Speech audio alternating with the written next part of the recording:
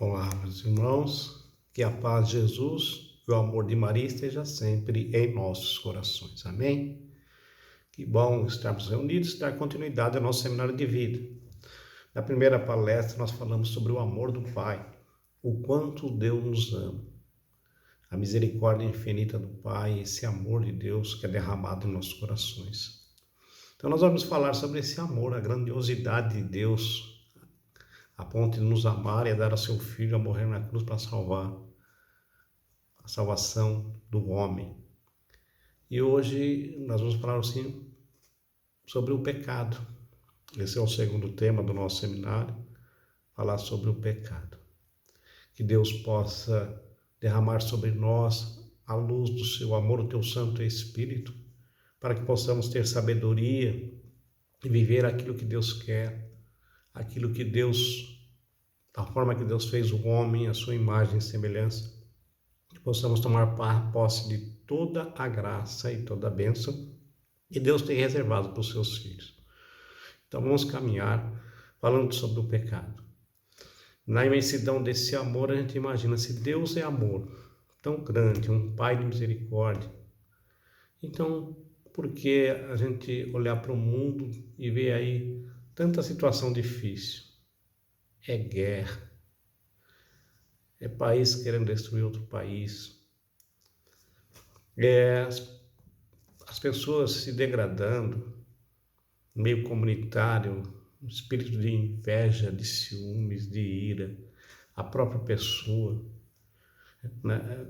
Tudo aquilo que nos assola, a mentira, o medo, o rancor, ressentimento, o ódio, a depressão, tudo aquilo que está na nossa mente e no nosso coração. É algo que ninguém faz curso para aprender a mentir, a maquinar algum mal, porque isso está dentro do homem. O homem já nasce no pecado. E aí a consequência disso foi, quando se lê na Bíblia, vou ler um trecho do Catecismo, que fala sobre o pecado original, o pecado que originou tudo isso. Como é que o homem adquiriu todo esse mal? Porque ele nasce com essa maldade dentro do seu coração, dentro de si.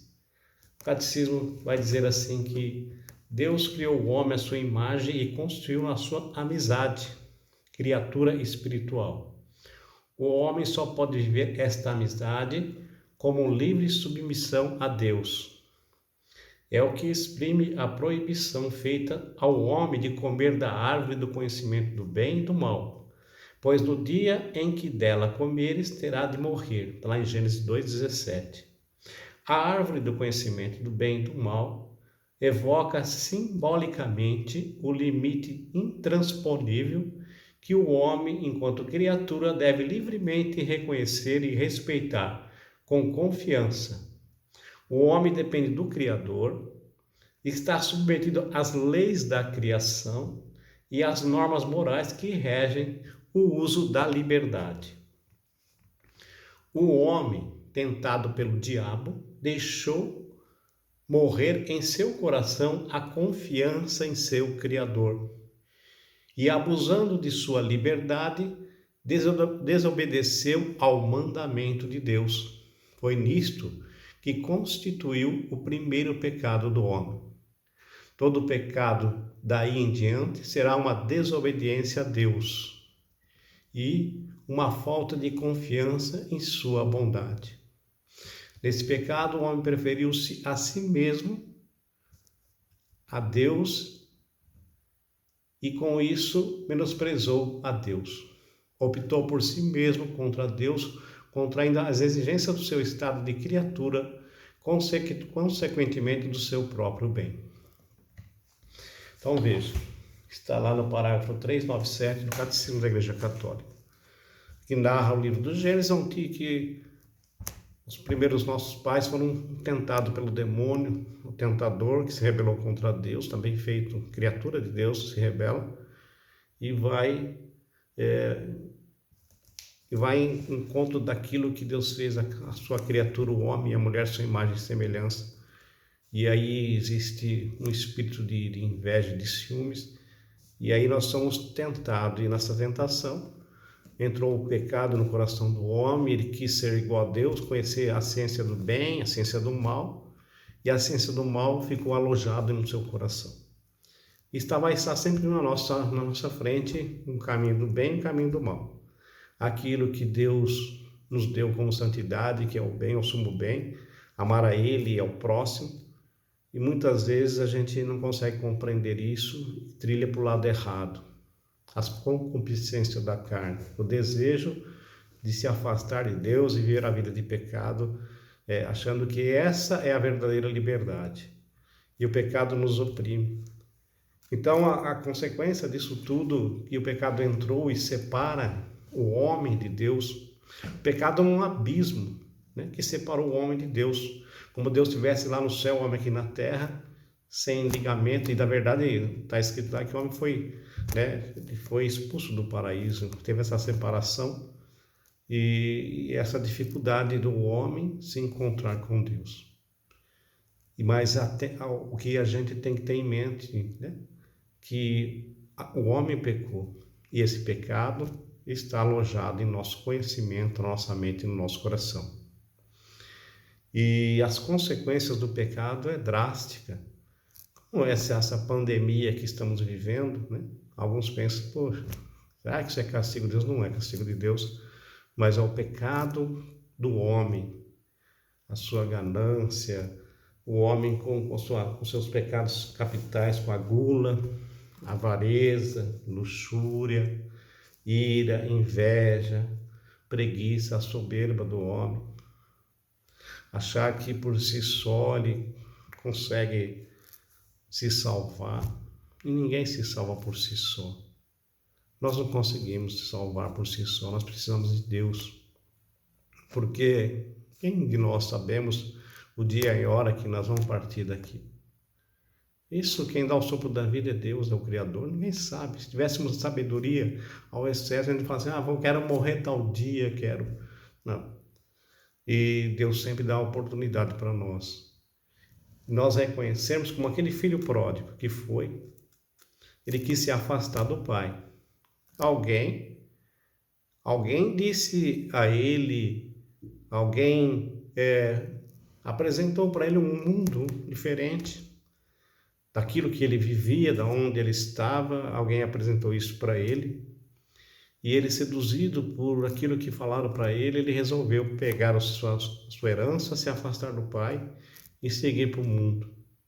E lá ele viveu segundo a sua vontade, até enquanto tinha o dinheiro da herança, e ali ele gastou tudo com meretrizes, todo tipo de coisas que deformam o ser humano, que tira ele, né, da sua essência amorosa, se afasta do pai. Na nossa carne, com tudo aquilo que é colocado em nosso coração, todo aquilo que achamos que temos a liberdade de fazer aquilo que nós queremos, às vezes nós nos escravizamos, nós escravizamos os outros, nós deformamos o nosso semblante de filho de Deus, que Deus nos fez imagem e semelhança, está escrito lá no livro do Gênesis. Tanto é que se você pegar o livro do Atos dos Apóstolos, você vai ver ali a eleição dos diáconos, vai ver a história do diácono Estevão, que foi eleito um homem cheio do Espírito Santo para ajudar, que a igreja cristã estava crescendo, se manifestando, e aí escolheram ele para ajudar na evangelização, nos cuidados das pessoas. Nisso ele está ali anunciando esse amor de Deus, o Evangelho, Jesus Cristo, e ali ele é preso, levado diante de um grande conselho, onde as pessoas vão julgar. Mediante a esse julgamento, os membros do grande conselho olham para o diácono Estevão e vê nele um semblante parecido com o de um anjo. E é estranho você lendo o que tem a ver, parece estar fora do contexto essa palavra, está lá no 6,15, Atos dos Apóstolos, capítulo 6, versículo 15, diz assim: fixando nele os olhos, todos os membros do grande conselho viram o seu rosto semelhante a de um anjo. É até estranho, ele está sendo julgado para ser apedrejado, falando que ele foi contra a lei de Moisés, e iam apedrejar o diácono Estevão, e aí olharam para ele e viram que ele parecia um anjo. Mesmo assim, continuaram o julgamento, foram contra ele, não conseguiram conter a sabedoria do Espírito Santo que estava nele, ficaram com raiva, apedrejaram, mataram o diácono Estevão. E antes dele morrer, ele vê o céu aberto e vê Jesus Cristo à direita do Pai, já não se importava mais com as pedras, porque aonde ele estava indo, para a morada eterna, já não fazia sentido mais viver aqui. E ele, nas minhas orações, perguntava para Deus por que ele ficou com um semblante parecido com um anjo. E Deus colocava no meu coração: meu filho, eu te amo. Quando eu fiz o homem e a mulher, a minha imagem e semelhança. Eu não dei máscara de pecado a nenhum dos meus filhos, e vocês se vestem com máscara de pecado. Perdemos a essência de amor, se afastamos do Criador e acho que eu consigo resolver as coisas por mim mesmo ou por nós mesmos. E esse pecado nos afasta desse amor. E as consequências são drásticas, porque nós vivemos segundo a nossa vontade. E a nossa vontade nem sempre é a vontade de Deus. A nossa vontade, às vezes, se apega às coisas desse mundo, temporais, e esquecemos daquilo que é eterno. Desgastamos a nossa vida buscando prazer nisso, naquilo, poder, soberba, as vaidades. Gastamos tanto tempo, tanto em tantas coisas, e esquecemos que vai passando-se o tempo e para onde nós estamos indo. E o que pecado faz com a gente? Nos coloca máscara, mentira, inveja, de ódio, malícia, maledicência. Isso causa transtorno, doença. Quantas coisas você vê quando as pessoas se afastam de Deus? Às vezes você ouve relatos de pai abusando sexualmente da criança, pedofilia, abuso sexual de pai, de avô, de tio, padrasto, tantas coisas, tantas guerras, tanto ódio. Isso é a consequência do pecado. E dizer assim, Deus faria algo extremo assim, como que a pessoa do Hitler que, querendo dominar o mundo, fazer uma raça única, dizimou mais de 6 milhões de judeus. O que o pecado é capaz de fazer na vida de um homem, ao qual ele se acha autossuficiente e poderoso. E quanto mais lhe é dado, mais ele quer. A gente tem uma ideia do nosso país que enfrenta com pessoas que eram para cuidar e zelar no nosso país. O quanto fazem para tirar aquilo que é do povo, direito de saúde, de segurança, direito de escola, escolaridade. Eles roubam e falta. Os que estão acima no poder, a maioria roubam. Não digo todos, mas a maioria roubam. E olham para si mesmo. Isso é o fruto do pecado. Suas consequências drásticas. Falta escola, falta remédio, falta a educação, falta saúde, segurança, falta alimento. Então veja, esse problema ele é muito grave. Ele é muito grave. E só a pessoa buscando Deus, tendo esse encontro com o Senhor, como aquele filho que reconheceu que ele fez tudo errado, se afastou do pai, filho pródigo, se afasta do pai, vai viver uma vida dissolutamente, do jeito que ele quer, e quando acaba o seu recurso financeiro que estava apoiado no dinheiro, um bem material temporal, ele resolve se arrepende porque chegou num extremo de passar fome e comer comida dos porcos. Se arrepende e volta para o pai. Ali sim ele encontra a segurança e a verdadeira alegria na alma, alegria plena, que só Deus pode dar. Então, o pecado nos desfigura, tira aquilo que Deus fez, o homem, imagem, a sua imagem e semelhança. E nós não somos pecadores porque pecamos. Nós somos pecadores porque o pecado já está em nós. O homem peca porque ele nasce com o pecado. Não somos pecadores porque pecamos, nós pecamos porque somos pecadores. Qual que é a diferença? Nós já nascemos com o pecado. Ninguém faz curso para mentir, ter ódio, malícia, maledicência, inveja, soberba. Ninguém faz curso para isso. A gente já nasce com isso. Toda a maldade está inserida no coração humano. Por quê? Por causa daquele fato da desobediência. Nós conhecemos a ciência do mal sem estudá-la. Ela está inserida, então nós podemos destruir, causar ferida na face da terra. Nós podemos fazer tantas coisas, como disse a exemplo de Hitler, né? Eu sempre, às vezes, eu faço uma comparação de Hitler e São Francisco de Assis, um homem que deixou toda a riqueza, o poder que foi dado de herança para o seu pai, não quis nada, ficou nu quando o pai foi ter com ele. Então você não vai ter nada, então toma até a roupa, toma tudo. Ficou nu e foi trabalhar no reino a favor dos pobres. Então existem os extremos. O extremo do amor, o extremo do rancor, do ódio. E Deus fala, os dois caminhos vai estar sempre na nossa frente. Escolha o bom caminho. Ame, respeite o próximo, seja justo, viva a vida de filho de Deus. Então, o homem tem essa natureza de pecado. É a mesma coisa que você chegar num pé de limão, vai lá e querer se alimentar com um limão e ter uma fruta doce, né? O limão ele é ácido, ele é azedo, tem suas finalidades no seu bom uso, né? E um pé de limão nunca vai dar maçã. A nossa natureza pecadora, nunca vai dar frutos bons.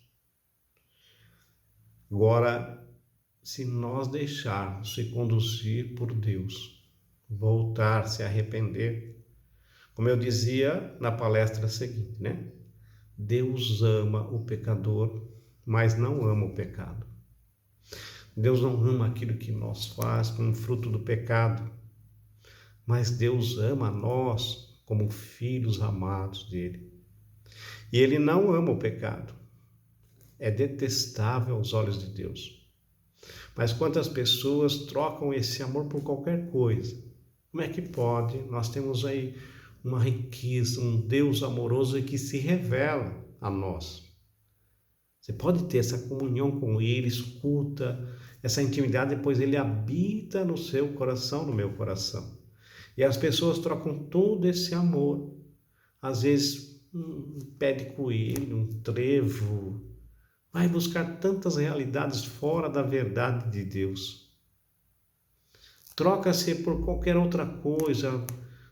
Como se pode falar assim, olha, hoje eu vou ver a minha vida num horóscopo, e a sua vida não está gravada ali, mas está gravado o seu nome na palma da mão de Deus. E o pecado nos segue, nos deforma o semblante de filho de Deus, nos dá máscara. Não é máscara para se defender de doenças, não, mas uma máscara ao qual a gente entra na mentira, né?